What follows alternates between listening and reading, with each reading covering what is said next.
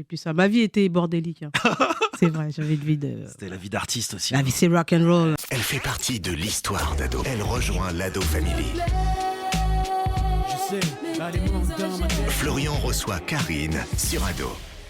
Bonjour Karine. Bonjour. La surprise qu'on lui dise Je suis bonjour. en train de dormir. Tu m'as réveillée. Ah ben, je reçois des personnes âgées maintenant. Je reçois les légendes du hip-hop R&B. Donc Oh, ça, c'est pas gentil. il y a toujours un moment maintenant elles s'endorment. Quand je vous recevais il y a 30 ans, c'était une autre vibe. Mais là, on n'a pas le choix. T'as changé, avant tu me respectais. Hein. C'est pas bien. C'est bon, on a plus ou moins le même âge, Karine. Moi aussi, je m'endors des fois pendant mes émissions. Non, moi je fais pas ça. C'est comme moi non plus. Là, on est au taquet. Surtout que tu es dans le podcast Ado Family. On revient sur le parcours des plus grandes légendes du hip-hop et du R&B. Tu en fais partie. Et donc, bah voilà, toi, alors, on va repartir à la base de la base. Toi, t'es né en Guyane, hein. Oui, c'est ça. Voilà. T'es resté jusqu'à quel âge? Jusqu'à un an. Ah oui, donc t'as vite débarqué après. Oui. Dans le 94, Oui. direct. Direct dans le 94, ouais. Je connais aussi bien la vie de Karine C'est que Karine. chaud, T'as vu ça? Ça fait peur. Ouais. Ça fait peur. J'ai eu le temps. Je t'ai reçu, je sais pas combien de fois en 30 ans. Ouais. Donc, ouais. Et alors, la musique, dès que t'étais toute petite, t'as kiffé la musique? Bah écoute, dès que j'étais en âge de chanter, ouais. C'est-à-dire très tôt, en fait. Hein. Et tu chantais quoi? Je chantais les dessins animés, les publicités. Singila m'a fait pareil. L'autre jour, il m'a chanté Olive et Tom. Ouais, c'est Toi, ça. tu chantais quoi comme dessin animé? Je chantais Jeanne et Serge de l'école de match de volleyball. Voilà. Et comme publicité? Les produits laitiers sont nos amis pour la vie? Les produits laitiers sont nos amis pour la vie. Les produits laitiers, si vous avez besoin d'une chanteuse en 2026. Je suis là. Eh ouais. Ouais, ça, t'as fait aussi. T'as fait beaucoup de. T'as parfois chanté un peu dans l'ombre, fait des jingles, des trucs comme ça un Oui, peu. Ouais. c'est vrai. Ouais, voilà, j'ai prêté ma voix pour plein de trucs. Le seul truc que j'ai pas encore fait, c'est Disney. T'aurais bien aimé? Ouais. Ce rêve bleu. Ah ouais, c'est un nouveau monde en couleur. La ni nada. Ouais, j'étais jalouse de. T'aurais pu, hein? Ouais. Ah ouais, ça aurait été trop bien. C'était mon rêve. C'est quoi ton Disney préféré? Ben, je crois que c'est. Le Roi Lion, c'est un de mes préférés, mais je crois que j'aime bien Moïse, là. Je sais plus comment ça s'appelle. Ouais, mais il était bien réussi ce dessin animé. J'ai pleuré et tout. Et le Roi Lion aussi, bien sûr. Donc, petite, alors comment tu découvres la musique et quelle musique en dehors des dessins animés et des pubs? Ben, d'abord, c'était la musique de la France, hein, ce qu'on voyait à la télé. La variété? La variété. Annick Cordy. Ah ouais? Ah bah oui, on n'avait pas le choix. Donc, t'as commencé en chantant Chaud Cacao? J'ai chanté tout ce qu'il y avait, je t'ai dit. Ah ouais. Dès qu'il y avait un truc à chanter, tu chantais? Je chantais, ouais. En plus, tout était drôle, les émissions étaient super bien faites. Tu sais, ils faisaient des trucs à thème, des sketchs et tout. C'était Oui, il y cool. avait plus d'émissions de variété. Ouais, vraiment, de variété, il y en avait plein. Et puis, divertissement à tout le monde l'époque. était devant, il n'y avait pas 36 chaînes. Ouais, tu c'est vois. ça, il y avait 3 chaînes, donc le lendemain, tout le monde parlait de la même émission. Ouais, voilà, c'est ça. Quand on arrivait à l'école. Et ensuite, quand mes frères, ils ont grandi, ben, il y en a un qui écoutait du compas, du zouk, de la musique antillaise, et l'autre, il écoutait de la soul, Michael Jackson, Stevie Wonder et tout. Et moi, j'ai vrillé de l'autre côté. En fait. J'ai vrillé. T'as pas vrillé, t'es allé de Ouais, ce je suis allée, côté-là. J'étais emmenée. Donc enfin, là, là, t'avais quel âge? T'étais encore petite? Vous étiez Oh, adolescente? c'était vers 13, l'adolescence, quoi. À partir de 10 ans, j'écoutais plus que de la musique américaine. Et après, ben, je guettais sur les radios quand est-ce que ça passait.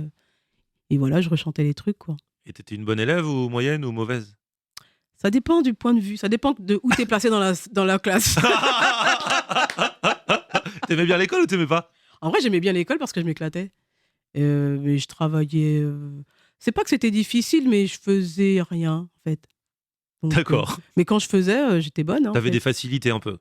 En fait, j'avais Ouais. des facilités. Mais ça, je l'ai su qu'après. Ouais. Tu vois. En fait, quand t'as des facilités, t'es pas habitué à bosser. Et dès qu'il faut bosser, c'est plus Non, compliqué. c'est pas ça. Ça m'intéressait pas. On Ouais. faisait pas. Et puis surtout, on me traitait comme si j'étais déjà perdante. Ah bon? Alors qu'il suffisait que je lise et le lendemain, j'avais des bonnes notes. Ouais. Vas-y, ça, Ouais, je vois c'est en très bien. détail. J'étais une chanteuse, c'est tout. Bah, c'est ça. On Ouais, fait ce qu'on veut. en fait, voilà, à ce moment-là, tu savais déjà que tu voulais être chanteuse professionnelle? Oui, je voulais être chanteuse. Ça, même si ça me paraissait impossible, c'était fou, mais je disais aux profs que je voulais être chanteuse. Donc ça te paraissait impossible, mais si tu le disais, ça veut dire que tu voulais quand même faire en sorte d'y parvenir. Ah non, mais pour moi, c'était une idée fixe.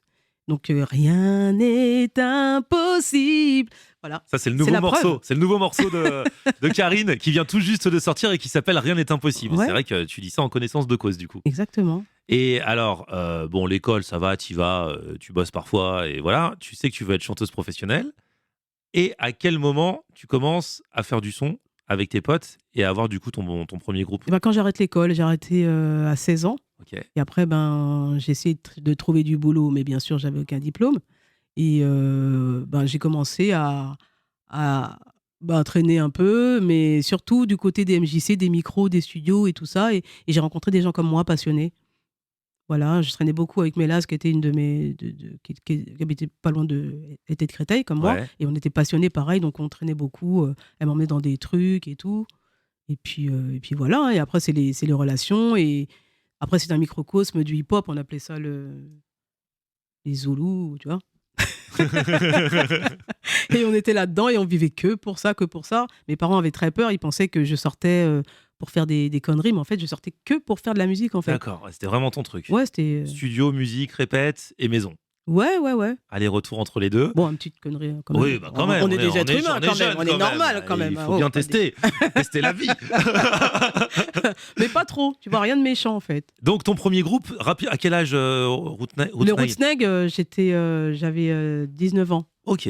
Voilà. C'était après. C'était un petit peu après quand même. Ouais. Donc là, les gars avec qui tu as fait le groupe, du coup, c'est les rencontres que tu as faites dans ce cadre-là au fur et à mesure. Oui. Après, j'ai eu mon premier taf.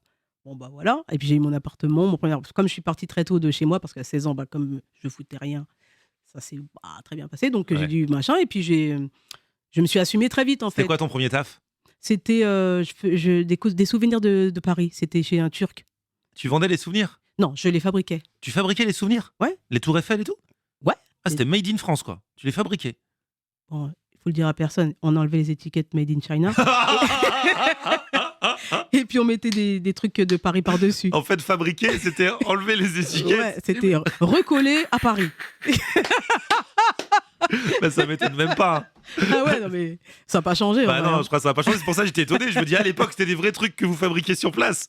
On faisait pas tout, on faisait une partie, disons. Ah ouais, je vois ça. Reconditionné à Paris, voilà. Voilà, donc tu t'as fait la journée et puis après, sur ton temps libre, tu chantais. Après, le soir, j'allais voir les Rootsnag et on rappait toute la nuit. Après, je venais le lendemain. Parce que du coup, avec les Rootsnag, t'étais une rappeuse.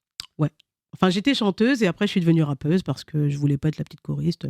Voilà, déjà. Ah, tu voulais qu'on. Je voulais être devant. Qu'on te respecte encore plus. Tu pensais, tu pensais qu'en rappant, on te respecterait plus qu'en étant derrière. Non, je savais pas. C'est venu comme ça. Moi, c'est la passion. Comme j'admirais comment il rappait et j'apprends vite en fait. Donc, oui, parce que c'est pas parce que t'es chanteuse que tu sais automatiquement rapper. Là, toi, tu sais faire les deux. Ah non, j'ai appris avec eux. Okay. Et donc j'ai appris à rapper et puis je me suis mis à rapper avec eux. C'était super marrant et je faisais les deux. Je faisais les refrains et je rappais aussi. C'était super marrant. Moi, j'adore être complète. Donc voilà. Ne m'appelle pas de cours Babylone. Ton sac à mâcher, tu sais bien où tu peux te l'enfoncer, donne ça bien. Mon passé me blesse, même si tu me dis que laisse tomber tout ça, c'est du passé. Le descentième, toi. En fait, tu m'as dit que chanteuse, tu apprenais en écoutant les chanteuses, notamment R&B US, Mariah Carey, Faith Evans et tout ça. Et puis le rap, t'as appris en écoutant tes potes rapper, en fait. Exactement. En fait, j'écoutais beaucoup de rap américain. Et ça, par contre, je savais pas trop le retranscrire en français, sauf au contact des Rootsnag. Ils m'ont appris beaucoup de techniques et tout ça. Et voilà, c'était en moi. Rythmiquement, c'était bon. Et voilà. T'as quand même des facilités pour reproduire ce que tu entends, oui, aussi bien vrai. en chant qu'en rap, du coup. C'est vrai. J'ai aussi une facilité pour les accents. Tu vois, j'ai fait des chœurs en arabe. Les mecs ils me disaient, mais c'est marrant, t'as pas l'accent et tout. Je suis très bonne en phonétique et j'ai l'oreille, frère. C'est comme ça. L'aventure Rootsnag, ça dure combien de temps? Ça dure à peu près peut-être 5 ans. Et parallèlement au Rootsnag, tu commences à faire des projets toute seule ou alors il y a eu un avant, un après? Ce qui a pris le dessus, c'est les chœurs. J'ai commencé à faire des chœurs et après les Rootsnag, ça s'est essoufflé. Et puis j'ai commencé à tourner avec Princesse Erika, Tonton David, Jimmy Cliff. Voilà, je partais en tournée et puis ça m'a permis d'arrêter de bosser et puis de rentrer vraiment dans la musique. Voilà, d'avoir des fiches de paie et tout ça. Quoi. Même si premièrement c'est pour faire les chœurs, tu rentres vraiment par la porte de la musique pour en faire, là, véritablement ton métier. Quand on fait les chœurs en tournée, on travaille beaucoup et puis voilà, je payais mon loyer tranquille. Et puis après les artistes ils parlent, la petite là elle est bien, prends-la aussi, tatati, ouais, tu te fais un réseau. Oui c'est ça, après le bouche à oreille marche et voilà, après j'ai arrêté de faire les chœurs parce que je voulais vraiment faire mon album et quand on fait les chœurs on a du mal à se concentrer, donc j'ai ralenti, j'ai arrêté, puis après avec QTB on s'est mis au boulot pour le premier album. Donc là on était en quelle année? 98. Ouais, 98. Ouais. Il y avait eu alors la compile de Cut Killer, c'était juste avant? Non, c'était avant. Parce que tu disais 9-7 bébés. 9,7 dB. 9,7 dB, 9,7,1, 9,7 dB. Oui, c'est vrai. 9,7.8 quand tu faisais la version pour ado, Ah ouais, elle disait vous point 8. vous m'avez hacké. Ah ouais, c'est ça. C'est vous qui avez mis le point 8. Sans jamais oublier qu'au départ, j'étais mal parti. Ouais. Mal dit pas, un tricard, quelque part. C'est justement, quand on a fait ce morceau-là, on l'a mis dans Cut Killer parce que mon album n'était pas sorti. D'accord. Et après, quand ça a tourné sur Ado et tout, ben après, j'ai fait mon album Ok. en 98. Donc ça, le morceau, c'était Mal parti. Il y avait aussi une première version de Choisi. Choisis entre elle et moi, cesse de jouer. Une fois pour toutes, laisse-moi tomber. Les compiles à l'époque, c'était un bon moyen aussi de se faire connaître. Ouais, ben ils faisaient des super grosses compiles, ils étaient tout le temps disque d'or, disque de platine. Donc à chaque fois, ben, on nous appelait là et puis on lâchait des morceaux. Voilà. Hein. Donc l'année d'après, ton premier album solo, c'était quoi le premier son, le premier single?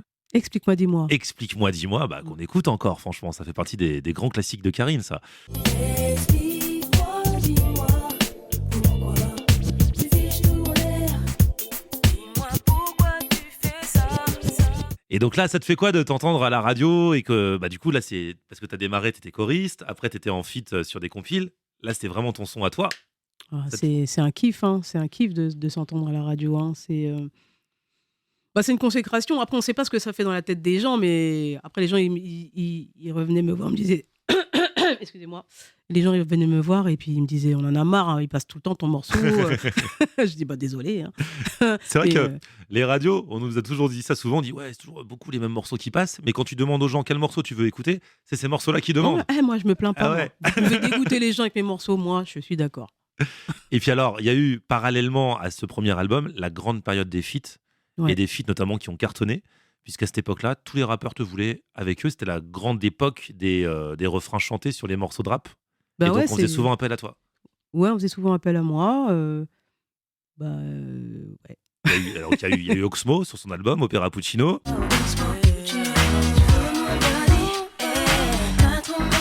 Ouais, il y a eu- T'avais fait Le Oh, Mensongeur et Le Jour où tu partiras. Tu me rappelles ce jour où tu Dans la partiras. magie des premiers jours, on s'était dit des mots d'amour. Nos yeux nous pleurent. Il y a eu Mystique avec Le Fruit défendu. Aucune différence n'est une barrière. Des thèmes toujours. En il y a plus. eu Dave Bond. Il y a eu Dave Bond, Tu me plais mais t'exagères. C'est le premier gros celui-là. Tu me plais. Je sais, là les mots dans ma tête, baby, après on voit. J'aurais jamais cru que t'étais comme ça. Et moi, Sur la vidéo de Taxi. C'est en même temps Mystique et Taxi. Ouais, donc on t'entendait beaucoup. Ouais. Parce que c'était toi qui faisais les refrains des plus gros tubes du moment. Exactement. Alors on va prendre un par un. Taxi, ça s'est fait comment? Qui est venu te chercher? C'est Dave Bond. Dave Bond lui-même que Ouais, tu ouais. connaissais. Ils étaient en train de faire la BO de Taxi et puis ils m'ont appelé pour ça. Et je suis allé là-bas, ils m'ont invité et on a fait ça tranquille. Tu me plais mais t'exagères. Il y a eu Mystique, effectivement, Ouais. qui sortait son album aussi. Le Fruit défendu. Comment ça se passe quand un rappeur vient comme ça, il te fait écouter quoi d'abord pour te donner envie de venir chanter? En fait, pour Mystique, il travaillait avec White et Spirit et moi aussi je travaillais avec White et Spirit. Et on était tout le temps dans le studio, donc quand le morceau il est né, je l'ai écouté. Et ils m'ont dit Mystique, il aimerait bien que tu poses dessus. Je dis waouh, ça tue, il déchire le morceau. Donc comme j'étais souvent là, on a posé, on a gratté, et puis ça a donné ça. Tu sais, c'est une magie Ouais. quand le truc est fait. Et puis après, ils ont décidé que ce serait single parce que bon voilà. Et puis après, le morceau s'envole et puis la destinée quoi. Ce morceau-là, le sample, c'est Cyndi Lauper. Ouais, Cyndi Lauper, ouais. Et directement, quand vous avez décidé de collaborer, Mystique, il y avait déjà le thème du morceau? Ou tout ça, ça se fait Oui, il avait déjà les couplets.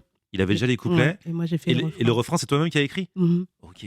En fonction des couplets, en fonction du thème. Ouais, c'était touchant. Donc ça, c'est un morceau sur les couples mixtes et sur la difficulté de faire accepter parfois aux familles et tout ça. Ouais, déjà à l'époque. Ouais. Déjà à l'époque. Bah ça, c'est des thèmes qui Ça restent, n'a pas hein. changé. Hein. Ça n'a pas changé.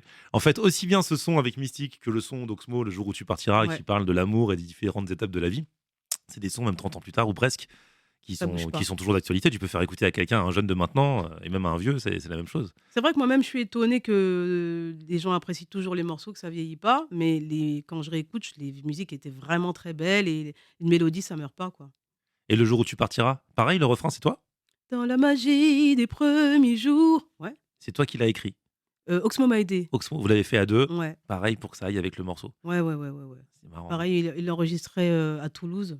Il y avait un super studio où on dormait dedans et tout. Enfin, pas dans le studio, mais autour, un studio un peu hôtel et tout. Ça, c'est les trucs de stars. Ça n'existe plus, ça. On était bien traités. Il y avait du budget à l'époque. On nous faisait des petits gâteaux, on nous traitait bien. Là, c'est terminé, là. C'est autre chose. À cette époque-là aussi, alors tu avais des copines. China, Jalan, vous étiez toujours toutes les trois. Vous aviez même un autre cercle de copines, mais c'était celles qu'on connaissait, ces trois-là. Ouais. Vous vouliez même faire un groupe. Alors vous avez fait des morceaux un petit peu ensemble. Ouais. Et vous avez jamais fait d'album, vous vouliez appeler ça Jessica. Jessica, ouais. J pour Jalan, C pour China et K comme K. Hein. Comment vous vous êtes rencontrés toutes les trois? Je sais pas, je sais plus. Jalan, elle était de Créteil aussi. Ouais, c'est vrai. Donc on était voisines, donc on se voyait souvent. Et puis China, on l'a rencontrée, on l'a vue à la télé. Et puis quand on est tombé sur elle, on a dit on aime bien tes. Ah ouais, c'est comme ça. Ouais, c'est comme ça. Ouais. Ok. Et puis après, on se quittait plus parce que bon délire, humour, chant, voilà, on se complétait. On avait tous des styles différents mais voilà, on avait des points communs et on rigolait énormément, quoi. Ah ouais, et puis China, elle vous kiffait. Une fois, j'ai invité China un morning. Vous étiez pas invité, elle vous a invité. Bon, toi, t'es jamais arrivé parce que t'étais en retard. Mais c'est une autre histoire. Et c'est là où China avait fait son sketch. Elle avait dit, vous savez pas ce que c'est une carinade? Waouh. Tu connais? Elle disait ça quand t'étais en retard. J'étais un peu en live parce que j'arrivais souvent en retard et très en retard et tout. J'ai changé. Ah, c'est vrai. Là, t'es arrivé pile à l'heure à notre rendez-vous. Ah oui, non mais je fais plus ça. Ma vie était bordélique. Hein. C'est vrai, j'avais une vie de. C'était la vie d'artiste aussi. La vie, c'est rock and roll. C'est autre je crois que je vais chose, t'embrouiller avec quelqu'un. C'est parti en couille. Bref. Mais les gens t'en voulaient pas d'être en retard. T'as toujours comme ça un pote qui est tout le temps en retard, mais au final, alors que quelqu'un d'autre, ça nous énerverait, lui, on accepte. Non, mais quand on a un pote, maintenant, on sait gérer. On dit plus rien, on lui donne rendez-vous 1 heure avant. Oui, après, et les gens, ils t'ont pas fait ce truc-là? Toi, je suis sûr, même quand on donnait 1 heure avant, t'étais pas là à l'heure. Oh, c'est pas vrai, Non pas vrai. Ah, je sais non, pas, je ça demande. me fait de la peine. Moi, je pose les questions. J'essayais de venir à l'heure, mais j'y arrivais pas. Voilà. Moi, je crois que j'ai compris votre problème aux gens en retard, c'est que vous savez pas évaluer le temps qu'il vous faut pour vous rendre d'un Ouais, point on A savait à pas un point partir. B. C'est exactement ça. Ouais. Parce que moi, j'ai un pote toujours comme ça. Et un jour, je lui ai dit, écoute, je vais plus te donner l'heure de rendez-vous, je vais calculer pour toi et je vais te donner l'heure à laquelle il faut que tu partes de chez toi. C'est vrai. Et à partir de ce jour-là, ça a fonctionné. C'était ça, ouais. C'est ce que j'ai changé dans ma vie. Ah bah, en tu fait. vois. J'évalue mieux le. Parce que vous croyez toujours qu'en 5 minutes, vous allez arriver. Non, mais maintenant, on a les GPS, ils Oui, calculent le temps c'est pour vrai. nous. Donc, déjà, c'est plus facile. Avant, il fallait déplier la carte. Déjà. Ouais. Et quand on était perdu, on était bien Ah bah là, on perdu. était bien perdus. Ouais. Donc là, on est au début des années 2000. Donc ça se passe bien puisque tous les rappeurs te veulent. T'es avec tes potes China et Jalan de temps à autre. T'as sorti ton nouvel album. L'étape d'après, c'est quoi? L'étape Je te d'après. fais remonter dans le temps. Ouais, l'étape Ça date, d'après, hein, parce j'ai fait mon 2e album. Et puis après, pas grand-chose. Hein.